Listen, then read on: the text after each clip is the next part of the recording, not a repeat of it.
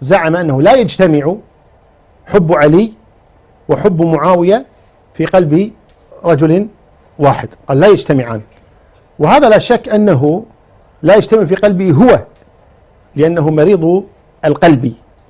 وأما نحن ولله الحمد والمنة وكل أهل السنة بلا استثناء، علماءهم وعوامهم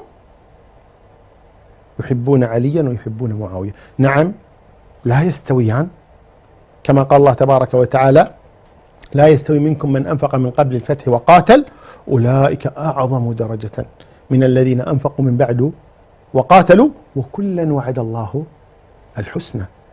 وهو في قلبه لا يجتمع حب علي وحب معاوية، واجتمع ذلك في قلب الحسن، واجتمع ذلك في قلب الحسين، بل اجتمع في قلب علي واجتمع في قلب معاوية، بل اجتمع في قلب الرسول صلى الله عليه وسلم، فرضي عليا صهرا وختنا وصاحبا ورفيقا، ورضي بمعاوية كذلك صهرا وكذلك كاتبا للوحي، وجاهد علي مع النبي وجاهد معاوية مع النبي، فأحبهما وأحباه. وإنما لا يجتمع حب علي وحب معاوية في قلب رجل فيه دخن كمثل هذا الرجل.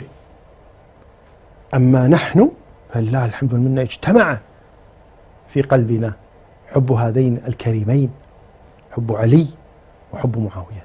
الحسن ابن علي تنازل لمعاوية وسلمه أمر الأمة، الحسين بايع لمعاوية رضي الله عنهم أجمعين، واستمرت خلافة معاوية 20 سنة. الحسن مات بعد البيعة ب10 سنوات، والحسين مات معاوية بعد البيعة ب20 سنة، فعاش الحسن راضيا عن معاوية 10 سنين، وعاش الحسين راضيا عن معاوية 20 سنة. فكيف لا يجتمع حب علي وحب معاوية في قلب رجل واحد؟